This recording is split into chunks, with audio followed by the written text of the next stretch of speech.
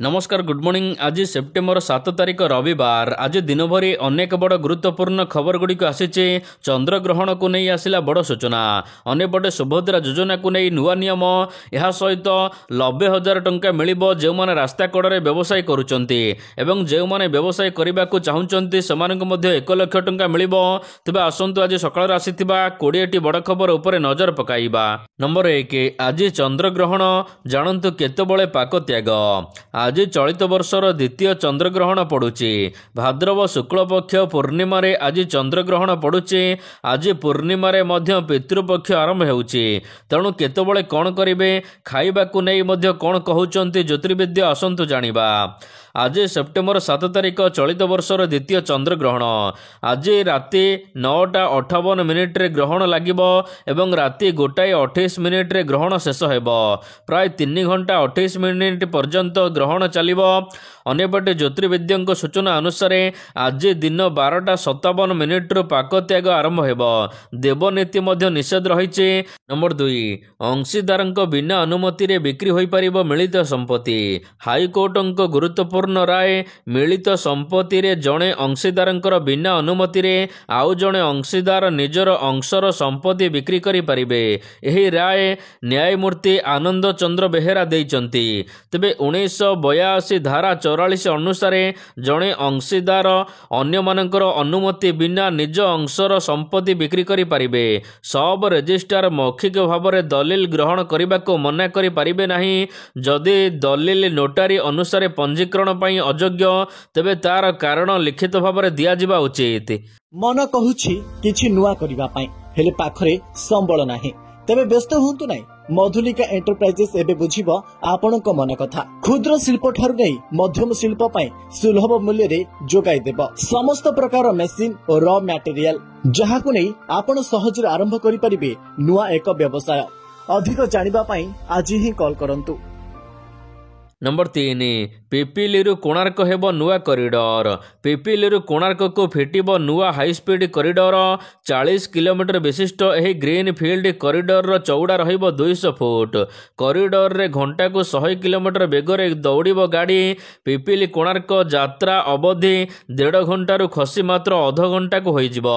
तबे express way ढांचा रे निर्माण करा जिवो एही नुआ कॉरिडोर। राज्य सरकार ए नै योजना करिसंती। तबे एही प्रस्ताव कॉरिडोर पई नक्शा प्रस्तुत सहित जमी अधिग्रहण एवं अन्यान्य दिग उपरे एबे काम आरंभ करा जायछि। शुक्रवार दिन यह उपरे एक उच्चस्तरीय बैठक बसिथिला। उप मुख्यमंत्री प्रभाती परिडा और पूर्त मंत्री पृथ्वीराज हरिचंदन के उपस्थिति रे एही बैठक रे तर्जमा होईछि। पुराना पिपिली कोणार्क रास्ता को 7 मीटर रु एबे 10 मीटर चौड़ा करा जिवो।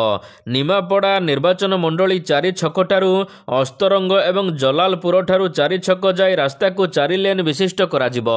नंबर 4, शास्त्र सहमति रे रथयात्रा पालन करा जाऊ कहिले अरविंद पाढ़ी।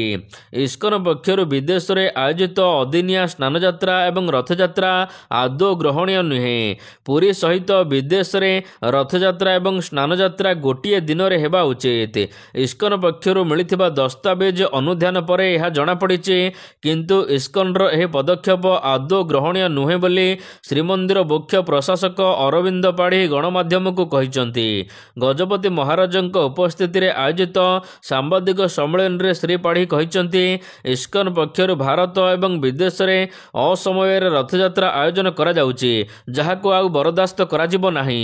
नंबर 5, दिल्ली जीवे नवीन।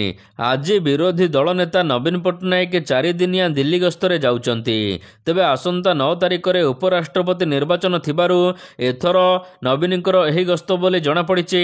एमिति रे भी नवीन असुस्थ थिबा समय रे प्रधानमंत्री नरेंद्र मोदी तांको टेलीफोन करी दिल्ली रे साक्षात करबाको परामर्श देथिले। तेणु नवीन दिल्ली जिबा समय रे प्रधानमंत्री को साक्षात करि पारंती बोली चर्चा हेउछि। नंबर 6, एणिकी एफएम रेडियो द्वारा मिलिबो ट्रैफिक अपडेट। एणिकी एफएम रेडियो रे आपण सुनी परिबे भुवनेश्वर ट्रैफिक संबंधित सूचना। ट्रैफिक स्थिति को नहीं अपडेट देबे कमिशनरेट पुलिस। समस्त एफएम चैनल रे आलोचना कराजिबो कमिशनरेट पुलिस द्वारा। ट्रैफिक पुलिस सहित सेमाने मिसिके काम करिवे। ट्रैफिक परिचालना को सुदृढ़ करने को एभली पदक्षेप निया जाइछि। आगो को पार्वण आसुथिबारु रास्ता जाम रो तथ्य मध्य एफएम रेडियो रे मिली परिबो। नंबर 7 राज्यर कौनसी नदी रे नाही बन्या स्थिति कहिले सर्वोच्च जंत्री।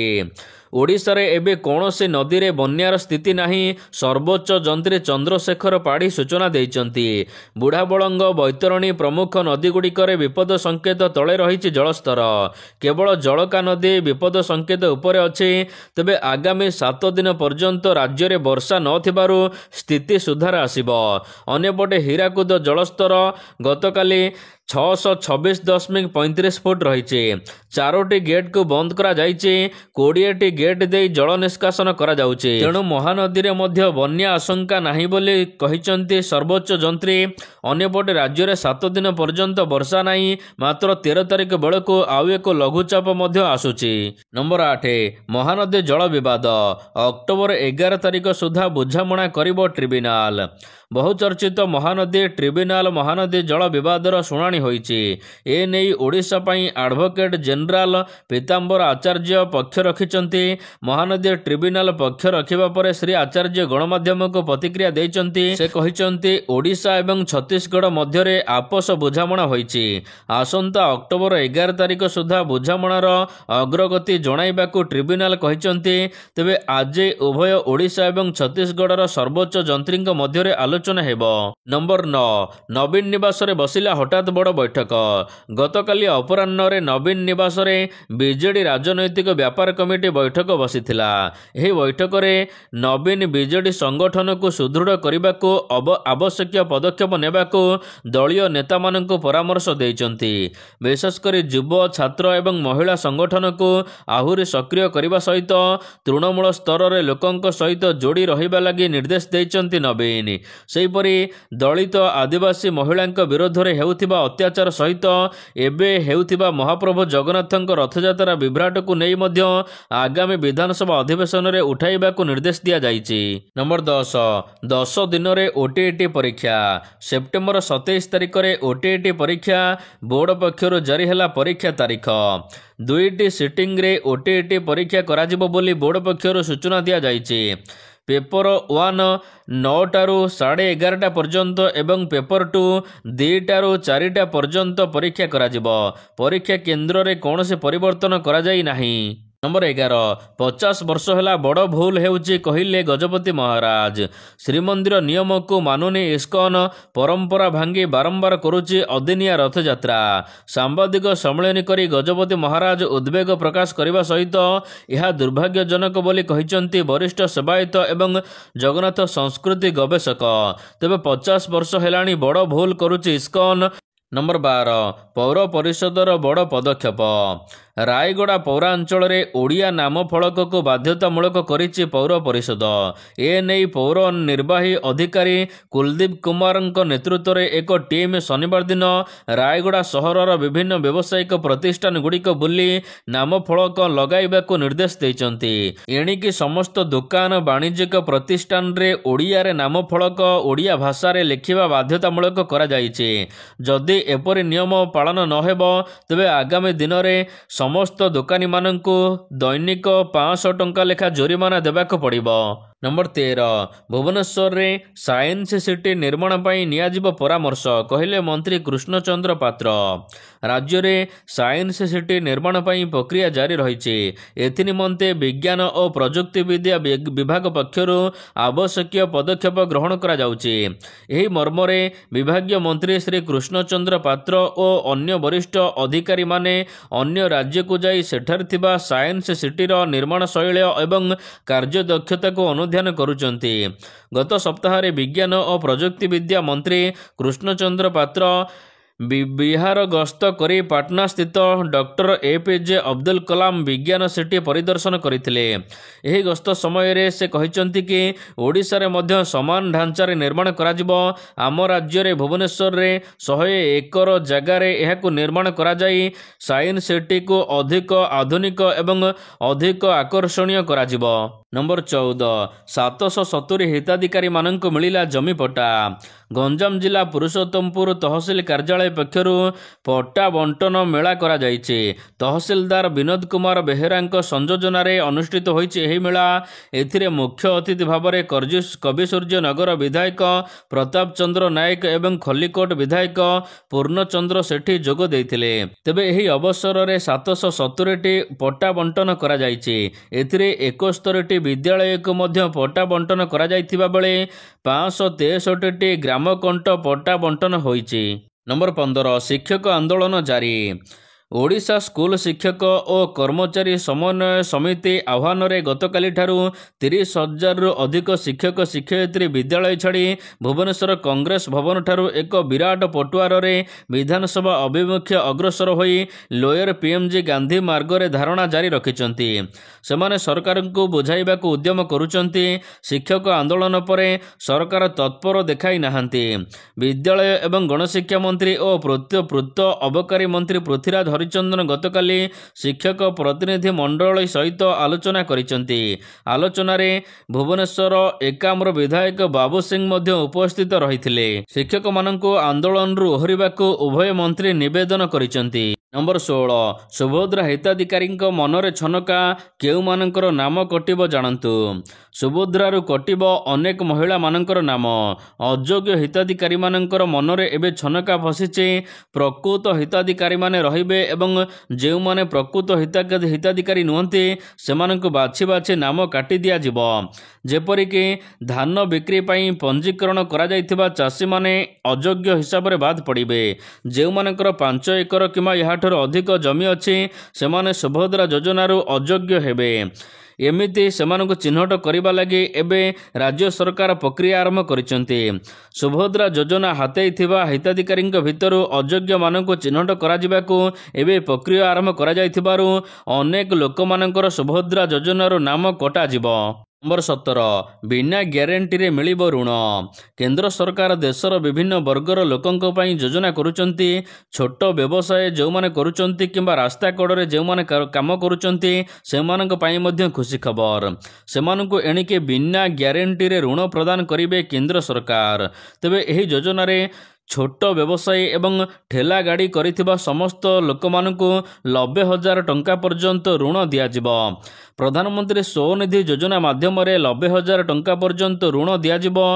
ନିମ୍ନ ବର୍ଗର ବ୍ୟବସାୟୀ ଏବଂ ଯେଉଁମାନେ ରାସ୍ତାରେ ବିକ୍ରେତା କିମ୍ବା ରାସ୍ତା କଡ଼ରେ କାମ କରୁଥିବା ଲୋକମାନଙ୍କୁ। ଏଥିପାଇଁ ଆପଣମାନଙ୍କୁ ବ୍ୟାଙ୍କରେ ଯାଇ ଆବେଦନ କରିବାକୁ ପଡ଼ିବ ଏବଂ 3ଟି ପର୍ଯ୍ୟାୟରେ ଆପଣମାନଙ୍କୁ ଏହି ଋଣ ମିଳିବ। ପ୍ରଥମ ପର୍ଯ୍ୟାୟରେ 15,000, ଦ୍ୱିତୀୟ ପର୍ଯ୍ୟାୟରେ 25,000 ଏବଂ ତୃତୀୟ ପର୍ଯ୍ୟାୟରେ 50,000 ଟଙ୍କା ପର୍ଯ୍ୟନ୍ତ ଋଣ ଦିଆଯିବ। ଯେଉଁମାନଙ୍କର ଭଲ ବିଶ୍ୱାସନୀୟତା ଅଛି ସେମାନେ ଏହି ଯୋଜନାରେ ସହଜରେ ଲାଭ ପାଇପାରିବେ। ନମ୍ବର 18 ଟ୍ରେନିଂ ନେଲେ ମିଳିବ 15,000 ଟଙ୍କା ଏବଂ ବ୍ୟବସାୟ କରିବାକୁ 1 ଲକ୍ଷ ଟଙ୍କା ସାହାଯ୍ୟ ମିଳିବ। ଏମିତି ଏକ ଯୋଜନା ଯାହା 2023 ମସିହା ପ୍ରଧାନମନ୍ତ୍ରୀଙ୍କ ଜନ୍ମଦିନ ଅବସରରେ ଆରମ୍ଭ କରାଯାଇଥିଲା। ଏହାର ନାମ ହେଉଛି PM ବିଶ୍ୱକର୍ମା ଯୋଜନା। ଏହି ଯୋଜନାର ଲାଭ ବର୍ତ୍ତମାନ ଲକ୍ଷ ଲକ୍ଷ ଲୋକ ଉଠାଉଛନ୍ତି। ଆପଣ ଯଦି ଏହି ଯୋଜନାର ଲାଭ ଉଠାଇବାକୁ ଚାହୁଁଛନ୍ତି ଆପଣଙ୍କୁ ମଧ୍ୟ ସରକାର ସାହାଯ୍ୟ କରିବେ। ଏହି ଯୋଜନାରେ PM ବିଶ୍ୱକର୍ମା ଯୋଜନା ଅନୁସାରେ ଆପଣଙ୍କୁ ପ୍ରଥମେ ଟ୍ରେନିଂ ନେବାକୁ ପଡ଼ିବ। ପ୍ରତିଦିନ ଟ୍ରେନିଂରେ 500 ଟଙ୍କା ମିଳିବ। ମାସିକ 15,000 ଟଙ୍କା ଟ୍ରେନିଂ ସମୟରେ ଆପଣମାନଙ୍କୁ ସରକାର ଦେବେ। ଏହାପରେ ବ୍ୟବସାୟ କରିବାକୁ 1 ଲକ୍ଷ ଟଙ୍କା ପର୍ଯ୍ୟନ୍ତ ମଧ୍ୟ ଦିଆଯିବ। ଟ୍ରେନିଂ ସରିବା ପରେ ଯଦି ଆପଣ ବ୍ୟବସାୟ ଆରମ୍ଭ କରିବେ ଆପଣଙ୍କୁ 1 ଲକ୍ଷ ଟଙ୍କା ଲୋନ୍ ମିଳିବ। ଠିକ୍ ସମୟରେ ଲୋନ୍ ସୁଝିବା ପରେ ଦ୍ୱିତୀୟ ଥର ମଧ୍ୟ ଆପଣଙ୍କୁ 2 ଲକ୍ଷ ଟଙ୍କା ଲୋନ୍ ମିଳିବ। ନମ୍ବର 19 ଗୁଜରାଟରେ ବଡ଼ ଅଘଟଣ, ମାଲବାହୀ ରୋପୱେ ଖସି ପଡ଼ିବାରୁ 6 ଜଣଙ୍କର ମୃତ୍ୟୁ। ଗୁଜରାଟର ପଞ୍ଚମହଲ ଜିଲ୍ଲାରେ ପାୱାଗଡ଼ ପାହାଡ଼ରେ ଥିବା ମନ୍ଦିରରେ ନିର୍ମାଣ କାର୍ଯ୍ୟ ପାଇଁ ନିର୍ମିତ ରୋପୱେ ଭାଙ୍ଗି ଯାଇଛି। ଏହି ଦୁର୍ଘଟଣାରେ 6 ଜଣଙ୍କର ମୃତ୍ୟୁ ହୋଇଥିବା ବେଳେ 4 ଜଣ ଲୋକ ଆହତ ହୋଇଛନ୍ତି।